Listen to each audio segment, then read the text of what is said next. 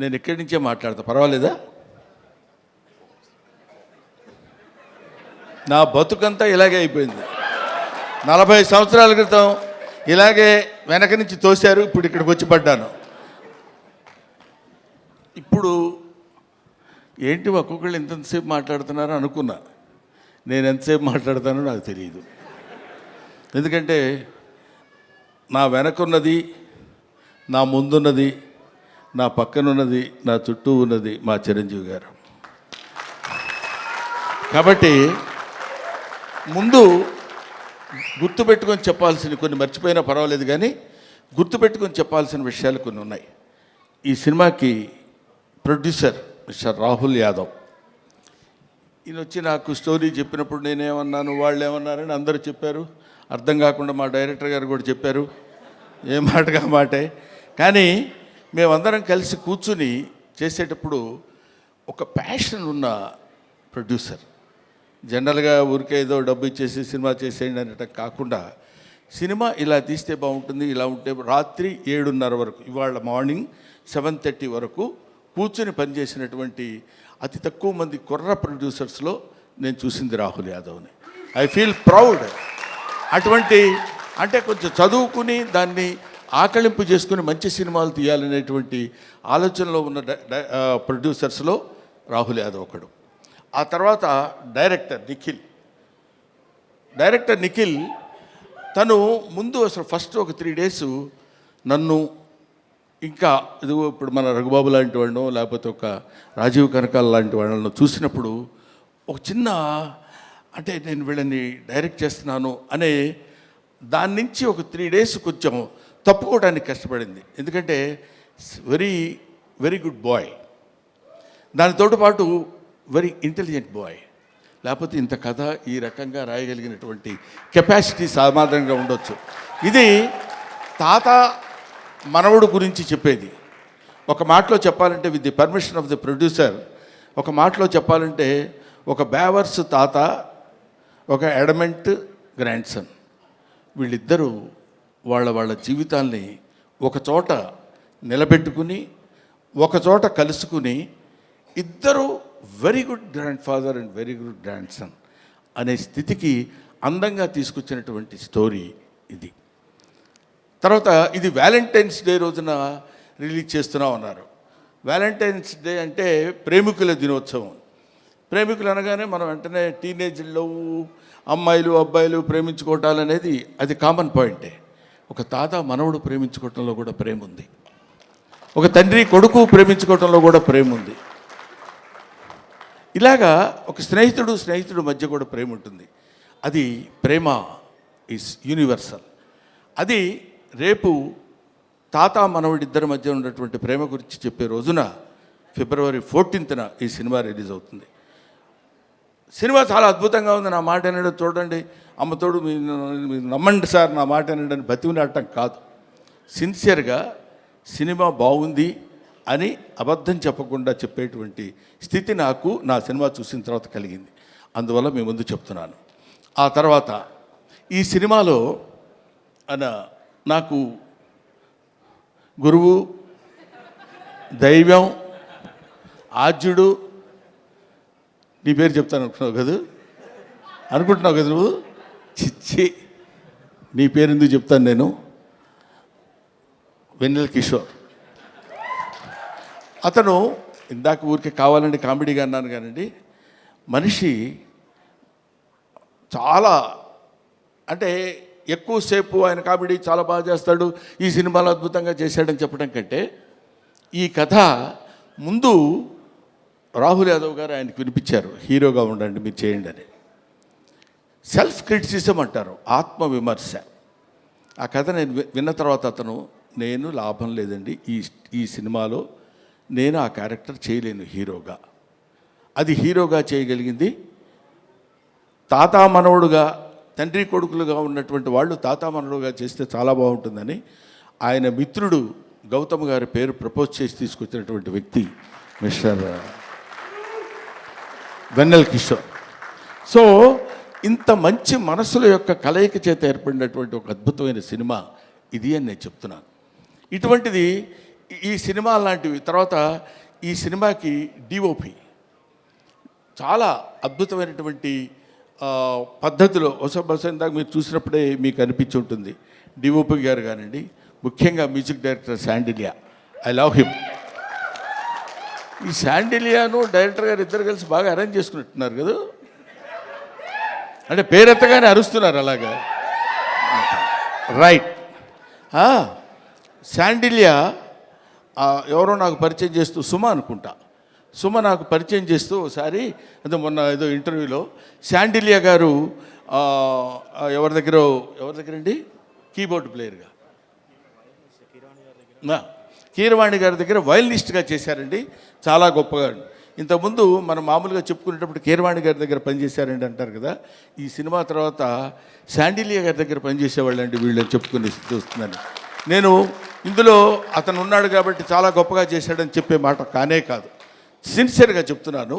చాలా అంటే ఒక స్టాండర్డ్ మ్యూజిక్ డైరెక్టర్ అనిపించింది నాకు అది చూసిన తర్వాత. I love it. ఇది అయిపోయింది ఇంతవరకు. ఈ తర్వాత ఇంకెవరిని మిగిలిపోయారా? ఎవరు మిగలలేదు. ఇంకా గెస్టుల జోలికి వచ్చేయచ్చు మనం. గెస్టులు మీరు గెస్ట్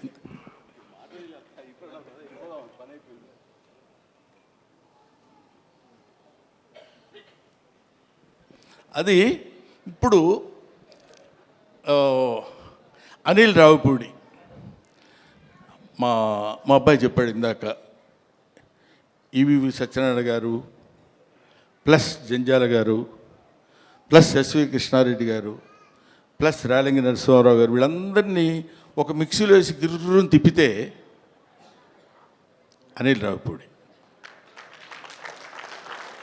వీళ్ళల్లో ఎక్కడ ఏది ఎంతవరకు వాడాలో అంత అద్భుతమైనటువంటి కామెడీని ఈ రోజుల్లో పండించి తనకంటూ ఒక ప్రత్యేకమైన స్థానాన్ని తెచ్చి this is the power of comedy అని ప్రూవ్ చేసినటువంటి director today, that is Anil Ravipudi. This is the power of comedy అని ఊరికే నేనేదో సౌండ్ పెంచి మాట్లాడుతున్నానని కాదు, 300 crores కలెక్ట్ చేసినటువంటి సినిమా తీసినటువంటి వ్యక్తి. సో అటువంటి అనిల్ రావిపూడి ఆయన డౌన్ టు ఎర్త్, పిలవగానే అలాగే గురుగారు డెఫినెట్గా వస్తాను అని చెప్పొచ్చారు. ఆ తర్వాత మనందరం తెలుసుకోవాల్సినటువంటి వ్యక్తి, మనకి ఆదర్శప్రాయమైనటువంటి మనిషి అని అనొచ్చు, అనటానికి పెద్ద ఏమీ ఇబ్బంది పడాల్సిన అవసరం లేదు. నాగ అశ్విని గారు, ఆయన కల్కి సినిమా డైరెక్టర్.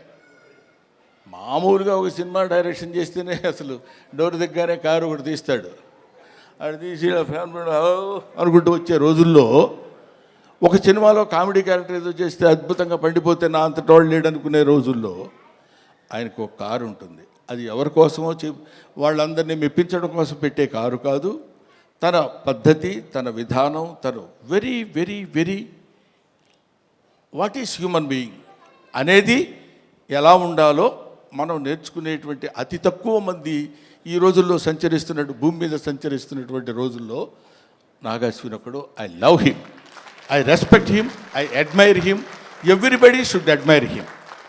ఇవాళ మనం మాట్లాడుకుంటూ చెప్పే విషయం అయిపోయారు. రఘుబాబు అనుకుంటున్నాడు నా గురించి చెప్పడేంటి, వాడు మన సుధాకర్, కమెడియన్ సుధాకర్ కొడుకున్నాడు అక్కడ బెన్నేని. వీళ్ళందరూ కొంతమంది ఉన్నారు, ఆడపిల్లల విషయం కన్ఫ్యూజ్ అవుతాను పేర్లు. మీరు మాట్లాడితే తాత తాత అంటున్నారు. నాకు చాలా సంతోషంగా ఉందండి. ఎంత సంతోషంగా ఉంది తాత అంటే. అసలు మరీ ఈ అమ్మాయి అయితే రావడం తాత అనుకుంటూ వస్తుంది సెట్లోకి. అంత మరీ వినపడేట్టు అరవక్కర్లేదులేమ్మా, తాత అనే క్యారెక్టర్ తెలుసు కదా, దానికి ఎందుకు దాని గురించి అని.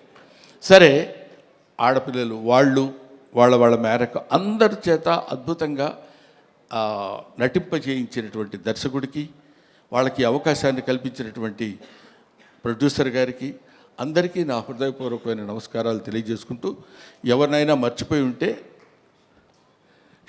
క్షమించండి, లేకపోతే లేదు, అది మీ ఇష్టం, నేను దానికి ఏం చెప్పలేను.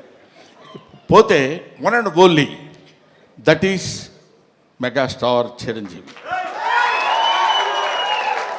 మెగాస్టార్ చిరంజీవి గారి గురించి కోర్స్ ఆయన గురించి మాట్లాడటానికి నా ఒక్కడికే క్వాలిఫైడ్ మ్యాన్ అనుకుంటున్నాను. ఆయన 40 సంవత్సరాల సుదీర్ఘమైన ప్రయాణం ఆయనతో నా 4 decades. ఆయన ఖైదీ సినిమా చూడటం కోసం భీమవరంలో అప్పుడు అత్తిరి కాలేజీలో లెక్చరర్గా చేసేవాడిని. భీమవరం వచ్చినప్పుడు పని మీద హడావుడిగా వెళ్ళిపోయి ఆ సినిమా చూసి వచ్చి ఎవడో కుర్రాడు భలే చేస్తున్నాడు రా అసలు ఏదండి అదే చెప్తున్నాను. భీమవరం నేను అత్తిలి అంటే ఒక it's neither village Nar A town కావాలనుకుంటే కొంచెం సిటీ లాంటి ప్లేస్ కావాలనుకుంటే భీమవరం వెళ్ళేవాళ్ళం. అప్పుడు నా మిస్సెస్ ప్రెగ్నెంట్గా ఉంది. ఏడ్రా ఎక్కడ ఉన్నా నేను గబుక్కుని ఎవడన్నా చూపించినట్టు ఉన్నప్పుడు తను తీసుకుని భీమవరం వెళ్ళి భీమవరంలో చెకప్ చేయించుకొని అది పాజిటివ్ వచ్చింది అనగానే గబ పరిగెట్టుకుంటూ ఆవిడని లాక్కుని ఆల్మోస్ట్, ఎందుకంటే ఆ సినిమాలో ఫస్ట్ ఫైట్ బిగినింగ్లోనే ఫైట్ ఉంటుంది, ఇది ఖైదీ ఫైట్. అంతవరకు అట్లాంటి ఫైట్ చూసిన వాళ్ళు లేరు. ఇవాళ చిరంజీవి గొప్పోడయ్యాడు, చిరంజీవి చాలా గొప్పోడయ్యాడంటే he is the trend setter. Trend setter అంటే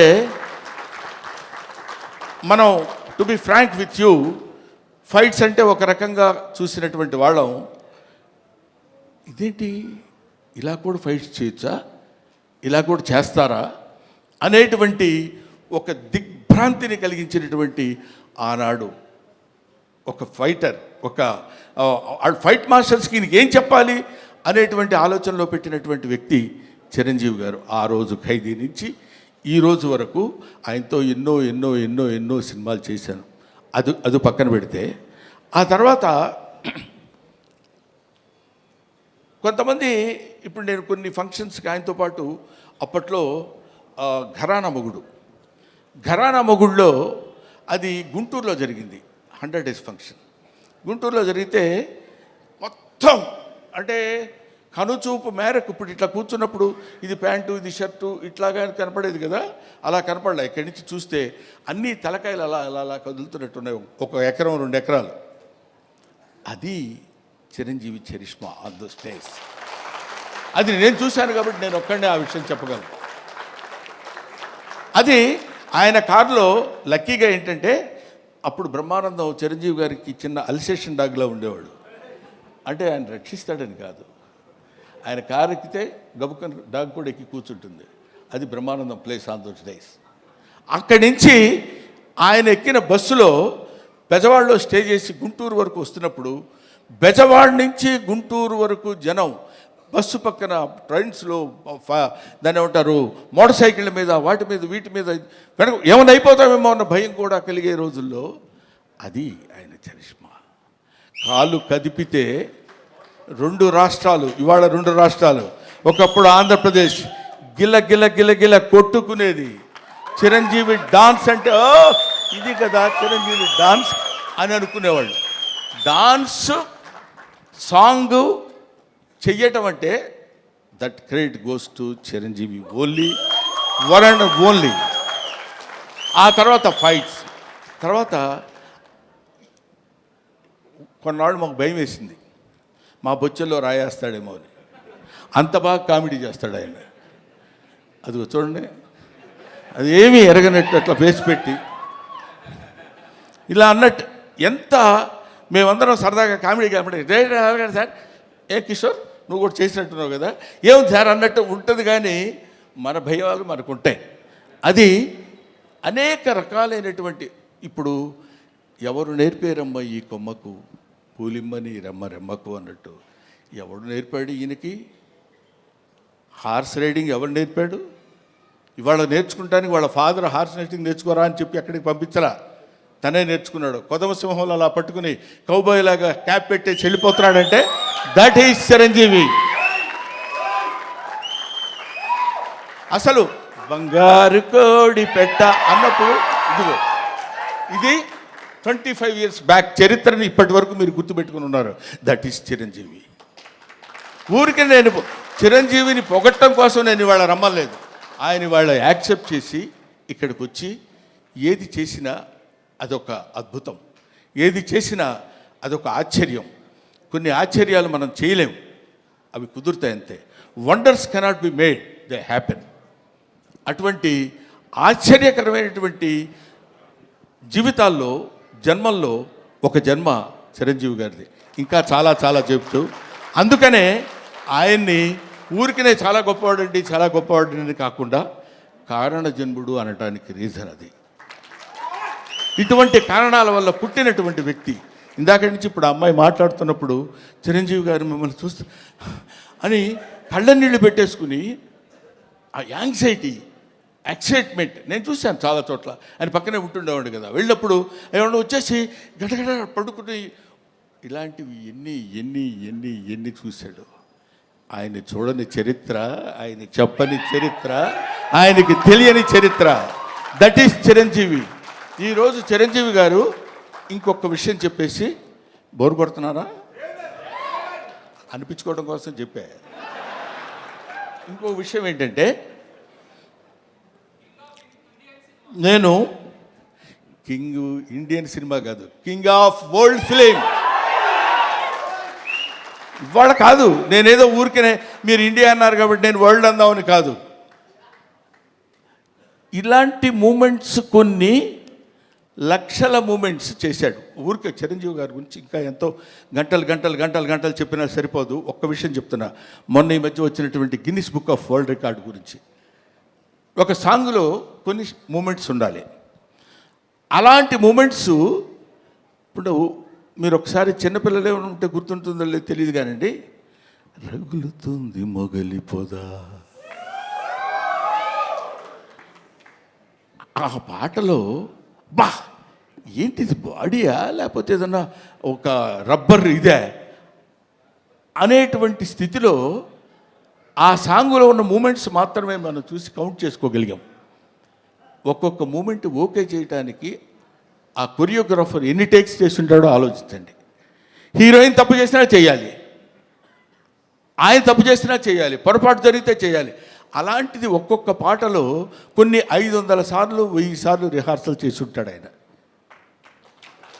అలాంటి పాటలు ఎన్ని సినిమాల్లో చేసి పాట, డాన్స్, కొరియోగ్రఫీ అంటే చిరంజీవి. కొత్త వాళ్ళు ఎవడన్నా వచ్చాడంటే ప్రభుదేవాకి ఆ రోజుల్లో చెప్పి దా నువ్వు చెప్పు చెయ్యి ఏం చేస్తావని జగదేక వీరుడు అతిలోక సుందరిలో చేస్తుంటే అది ఈయనకి ఏం చెప్పాలి ఎలా చెప్పాలి అనే లారెన్స్ మహర్షి దగ్గర నుంచి తిప్పలు పడ్డాయి నాకు తెలుసు. అటువంటి చిరంజీవి గారి గురించి ఇంకా చాలా చాలా చెప్పచ్చు. ఇప్పుడు ఎంత ఎదిగినా అంత ఒదిగి ఉండేటువంటి మనస్తత్వం కలిగిన వాడు చిరంజీవి అంటానికి నా బిడ్డ విషయంలో జరిగిన చిన్న సంఘటన చెప్తాను. ఇంతటితోటి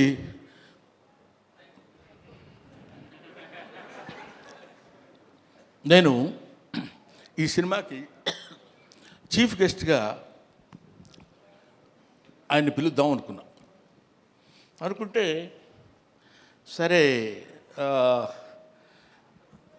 ప్రతిసారి మనకు తెలుసు కదా ఆయన గురుగారు మన ఇంట్లో అంటే వస్తాడు ఆయన. వీడి ప్రతిదానికి ఎక్కడ ఏదైనా రండి అంటాడేంటి అని అనుకుంటారేమో అనే ఆలోచనతో కొంచెం తటపటాయించా. నాకు నా తమ్ముడు ఉన్నాడు ఎదురుగా, రాజా రవీంద్ర, అతనితో చెప్పా ఇట్లా మీరు ఎందుకు సార్ అలా అనుకుంటారు, ఆయన అలా అనుకోడు సార్ అన్నారు. అయినా నాకు కొంచెం చాలక ఎవరినన్నా పిలుద్దామా, ఎలాగన్నా ఎవరన్నా వస్తే బాగుంటుంది కదా అనుకుంటే ఈ విషయం తను చిరంజీవి గారికి చెప్పాడు. ఏమండి బ్రహ్మానందం అనే సినిమా వాళ్ళ అబ్బాయితో తీశాడు, యాక్ట్ చేశాడు, మిమ్మల్ని చీఫ్ గెస్ట్గా పిలవాలనుకున్నాడు. కానీ గురువుగారిని మరీ మనం ఎక్కి తొక్కేసినట్టు బాగుండదురా, ప్రతి చోటకి 9వ తారీఖు 5వ ఫంక్షన్ ఉంది, 10వ తారీఖు అయితే మళ్ళీ 11వ తారీఖు ఫంక్షన్ అంటే కొంచెం ఇబ్బందిగా ఉంటుందని అన్నాడంటే ఆ ఫోన్ ఇలాగి అని తన దగ్గర ఫోన్ తీసుకుని సడన్గా చూస్తే ఈయన ఫోన్, బ్రహ్మో రా చాలా కాలం అయింది మాట్లాడి, నన్ను పిలవడానికి ఎందుకంత మొహాటపడ్డావు? లేదు నేను ఇటు సైడ్ నుంచి అంటే మాట ఇంకా అక్కడి నుంచి వాయిసే ఒకటి, దానిలో చేసిన తప్పు ఇంకోటి, ఈ రెండు కలిపి లేదు గౌతమ్ నీకు బిడ్డ, నాకు బిడ్డ లాంటి వాడేరా, నువ్వేమి ఆలోచించొద్దు, నువ్వు ఎక్కడో టైము రాజా రవీంద్రకి చెప్పు, నేను వస్తున్నాను, you just note it down, that is Chiranjeevi. ఆ చిరంజీవి అంతెత్తు ఒక విశ్వనట వ్యాప్తంగా వచ్చినటువంటి, విశ్వమంతా విహరించినటువంటి ఒక అద్భుతమైన వృక్షం కింద మనకి కల్పవృక్షం కింద కనపడ్డా. కల్పవృక్షం అనే పదం ఎందుకు వాడాను, పిచ్చి పిచ్చిగా ఆయన పొగట్టం కోసం మాట్లాడే మాట కాదు. ఎంతమంది వెళ్ళి చేయి జాబడిగితే ఉత్త చేతులతో పంపించిన వాడు కాదు చిరంజీవి, అది తెలుసు. అవన్నీ పక్కన పెడితే ఎవడు బాధ అంటే ఆయన పాపం బోడా శంకరుడు అని నేనంటే ఒకసారి తిట్టాడు, నన్ను మామూలుగా తిట్టలేదు, ఏం బోడా అంటే అన్నారు. ₹1,00,000 వెళ్ళి అయ్యా కొంచెం దానం చేయండి అన్నారు అనుకో, అరే వీడు నన్ను మోసం చేయడానికి 1,00,000 అడుగుతున్నాడు రా, వీడికి 50 ఇచ్చి పంపిస్తాను. కానీ వాడికి తెలుసు వాడికి కావాల్సింది 50. అంటే ఇచ్చేటువంటి గుణం అలా ఉందంటానికి, ఇంత మనం చూస్తున్నటువంటి చిరంజీవి ఇంత గొప్పవాడు, ఇంత గొప్పవాడు, ఇంత గొప్పవాడని మనం అనుకుంటానికి అంత విస్తరించినటువంటి ఆ చెట్టు ఎన్ని దశాబ్దాలుగా భూమితో పోరాడి పోరాడి పోరాడి తను భూమి నిండా విస్తరించుకుని పోయి, అది మనకి కనపడదు. ఆయన పడినటువంటి శ్రమ మనకి కనపడదు.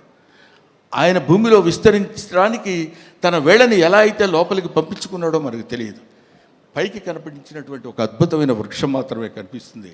అటువంటి మన 2 రాష్ట్రాలకి, మన భారతదేశానికి, లేకపోతే మన ఇంకొక ఇట్లాగా హద్దులు ఉన్నటువంటి వ్యక్తి కాదు చిరంజీవి. హద్దులు లేనటువంటి అమితమైనటువంటి మహనీయుడు చిరంజీవి. ఆయన వచ్చి ఆ రోజు నన్ను ఎట్లా అయితే చెయ్యి పట్టుకుని, మొట్టమొదటిసారి నేను విమానం ఎక్కింది ఆయన తీసుకెళ్ళినప్పుడే, నాకు తెలియదు అంతవరకు, చెయ్యి పట్టుకొని ఫ్లైట్ ఎక్కించి తీసుకొచ్చారు. ఇవాళ నా బిడ్డని చేయి పట్టుకుని ఇప్పుడు ఈ విమానం ఎక్కిస్తున్నారు. Thank you very much, thanks a lot.